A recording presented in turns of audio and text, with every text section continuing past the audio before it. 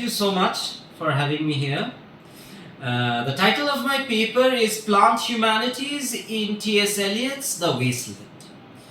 Now, my paper will be a botanical research on one hand and scientific methodology on the other hand. And I will try and bring the plant humanities in Eliot's botanicality and bionic materialism. And using this in the advanced formation of one of the branches of post-humanism, which is plant humanities. Now, what is very interesting is how the microbiome, the neglected matters of microlife, has taught us that the phytopoetics, that is the plant as phyto and poetics as meaning, in Eliot's biotic relation is at once a phytopoetic and also rhizospheric as we shift through the cellular narratives from androcentrism to phytogeneticism.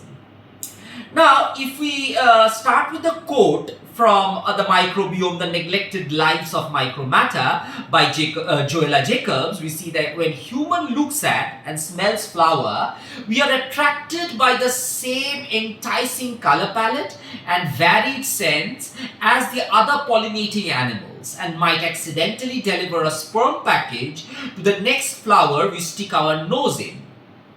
The beauty and sensually pleasing qualities of flowers are, in fact, such successfully evolutionary strategies of plant survival that they prompted the creation of an entire industry and inspired plenty of poetry. And I end my quote here.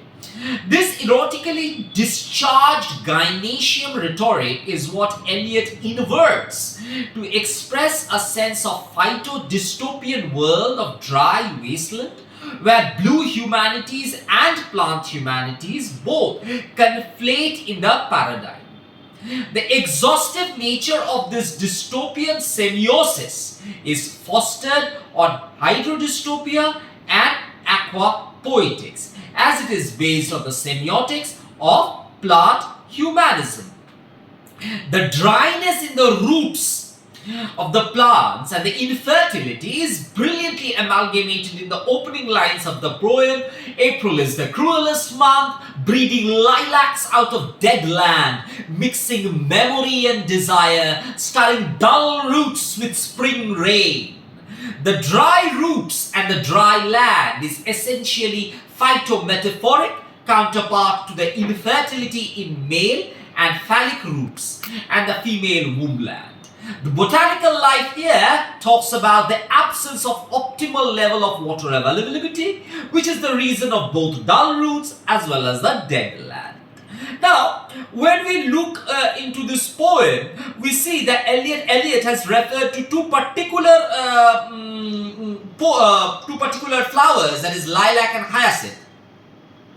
Now, why those two flowers? Why there are other flowers that could be referred? So, I try to focus on the reason of why the bionic metaphors are being forged in these two particular poems. In this particular poem about these two. So, by definition given by John Ryan in his work on ecopoetics and phytopoetics, account for plant agency, even if it is fictionalized in the process. These ideas often take on a life of their own, in turn inspiring policies, emotions, and ways of interacting with plant. Now, if you look at what Eliot is doing, is he's creating a synthesis of data from his life to plant life, evolving more than, as Heidegger says, ergenesis or as erogen, that is more than being present to thinking and perceiving. Let me draw this metaphor out of the text of Wasteland. The intriguing imagery of phytometaphoric allusions to the very first section of the poem, The Burial of the Dead, are lilacs, dead land, dry root, little life with dried tubers, what are the roots that clutch, what branches grow, dead tree, the hyacinth garden, crops that are planted in the garden sprouting takes us deeper into simple perpetual appropriation of the external. The plant's cellular mechanism and growth as well as fertility depends on pollen grain, which we all know.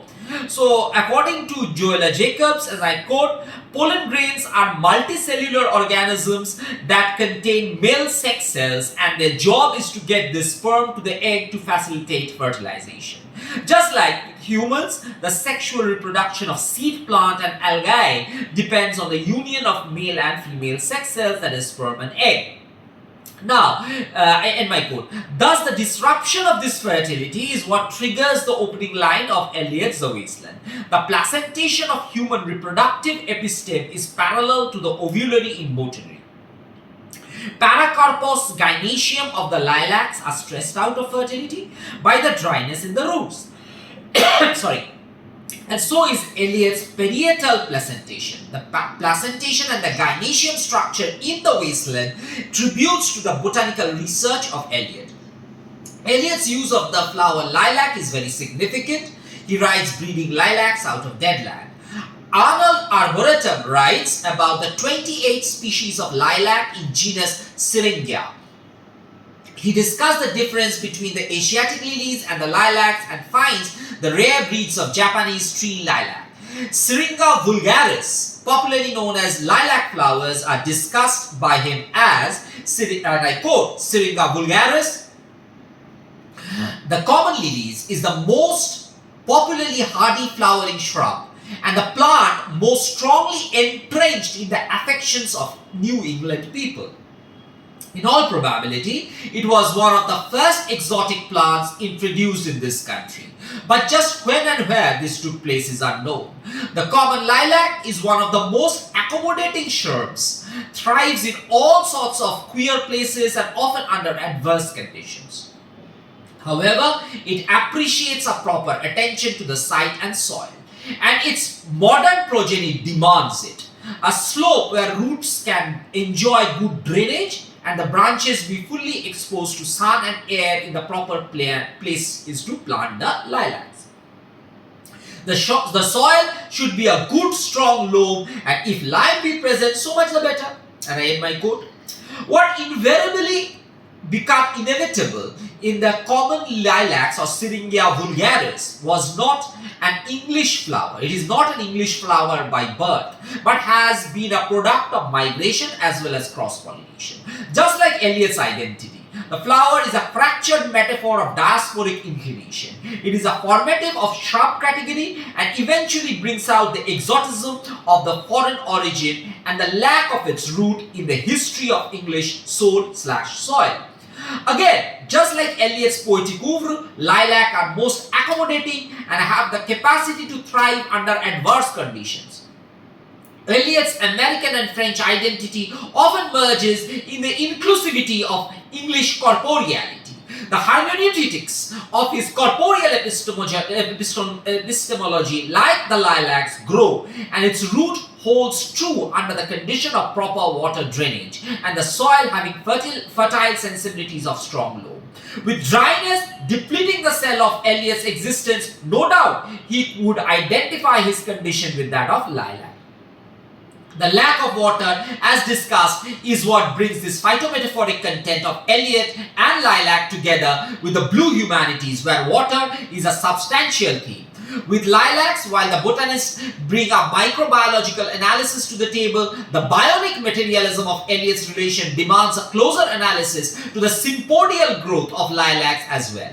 This is a frequent event that takes place in the higher plants. So what we see that Eliot's stunted fertility in his relationship with Vivian has caused a kind of drainage, and that's why his lack of pollination, his lack of phytogeneticism is what we find here. And Eliot finds a lack of growth of lilacs and the dryness of its root leading to the near-death situation of the lilacs, to the absence of both natural and artificial methodology.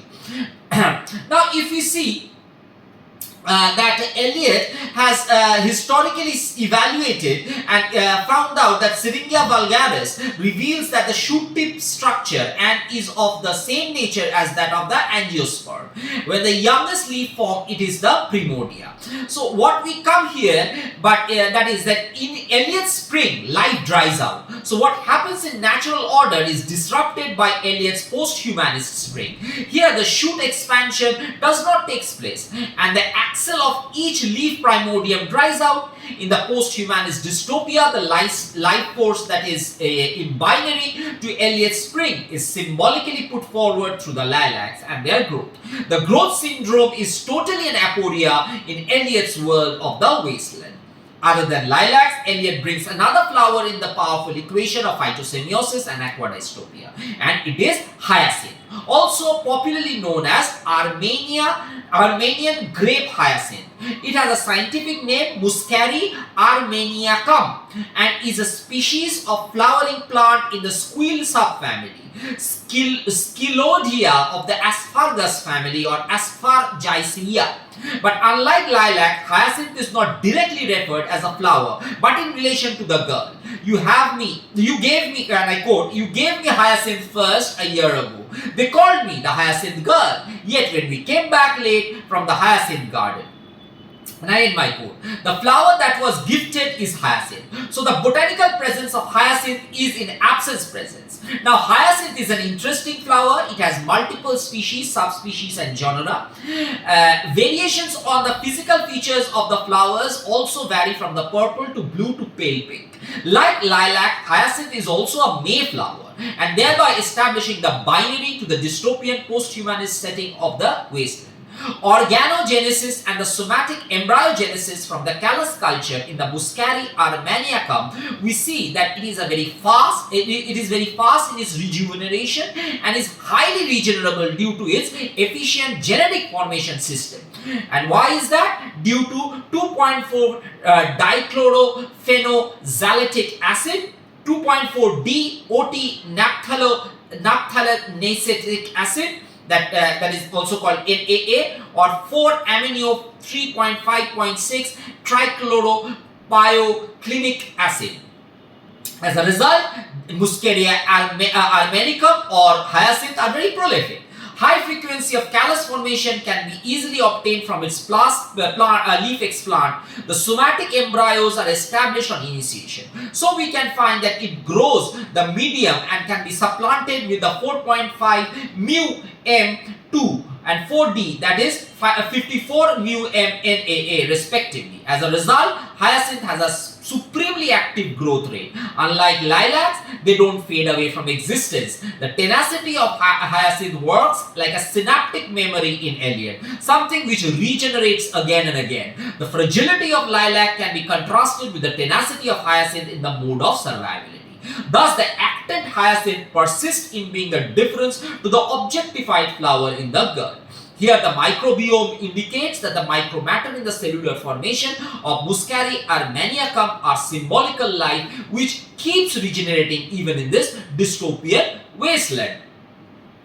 And next, we see that in the research that has been done, it says that the grape hyacinth is an important ornamental bulbous plant with an extraordinary blue or white color. There are different traits to it, and the cDNA library of M. amnesium or the white flower library of M. armeniaceum F album are used for the transcriptome syndrome and sequencing. And the total synaptic syndromes are experimented by Eliot, and Eliot knew about the flower and has understood the efficiency of the regenerative quality of this flower. If lilac dies out in the absence of water, the regenerative quality and the survivability of hyacinth forges a bionic bond with the wasteland. The girl of Eliot's dream memory is a harbinger of creation and thus chosen to represent through the symbol of hyacinth. On the other hand, the fatality of lilac is a medical dysfunctionality in the cell. The body of placentation and the pollination creates a biotic relation with Eliot's dysfunctionality in corporeal epistemology. We can look in the phytographic representation in the structural nuance of hyacinth flower bud in the process of maturity that undergoes deep sequencing. And here I would like to present the cellular structure, if possible. Just let me know if it is visible. Okay. I'm just trying to present the structure of the hyacinth.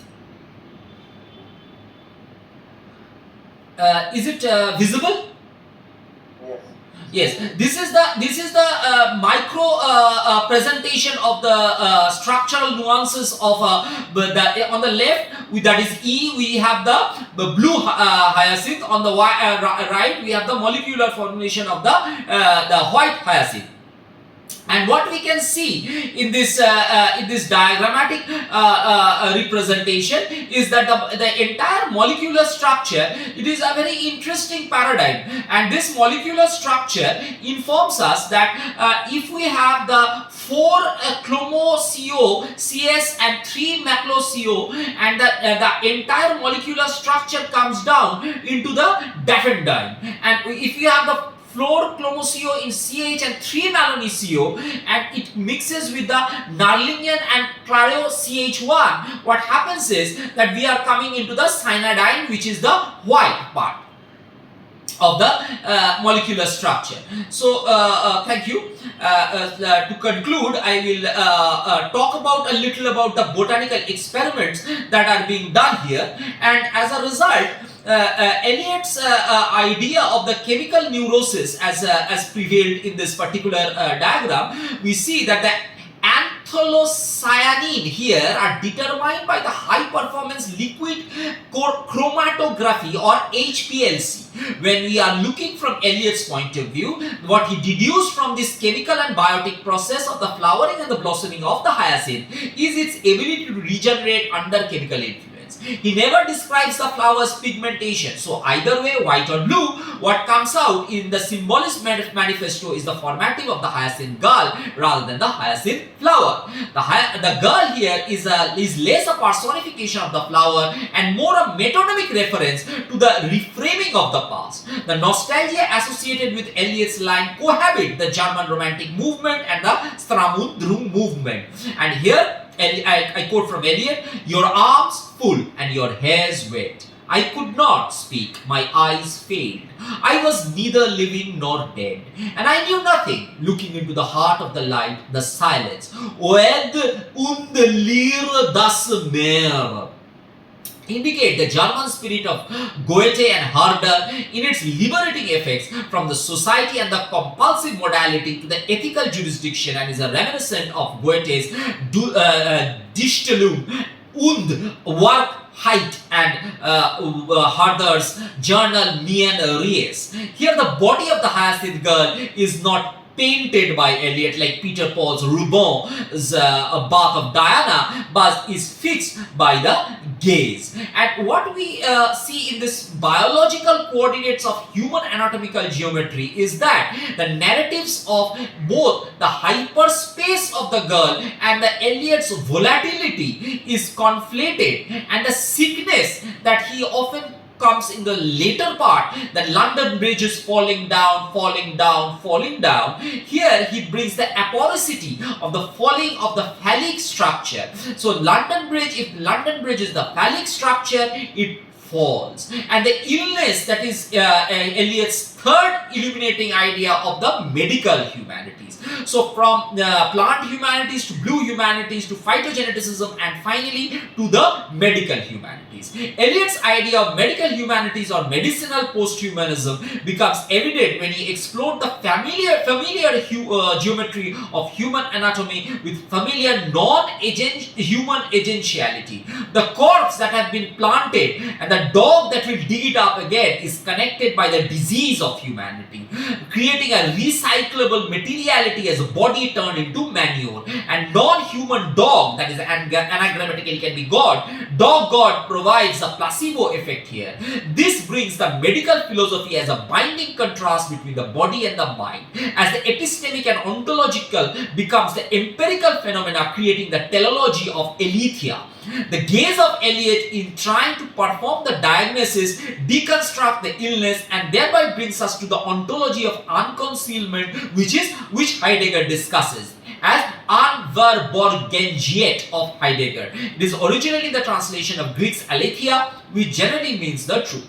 The text of illness, which unconcealed introduces the truth of health, is the subtext of the body. In the retinal space, the patient understands their otherization. The truth of otherization becomes the episteme of the epidemic, from the semantic of the social distancing to isolation. These patients are otherized and marginalized. So the Heideggerian Unborgenheit is not only in the gaze of the doctor, but it's also in the space of the body of the patient, which they unconceal. And that the truth of this disease create the dislocation of the center.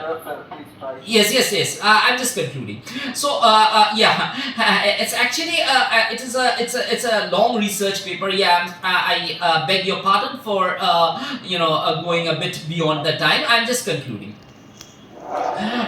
What we see, the human behavior is transformed through the environmental interaction. So this is my conclusion. Human behavior is transformed through the environmental interaction, be it water, be it plant, be it a flower, and be it illness. So the Eliot's idea of dryness, infertility is not just a focus on the microcosm of his bionic functionality, but the environmental phytoplasmic metonymy. The entire drought effect on the root is a geoplasticity of metabiotic and probiotic epistemology.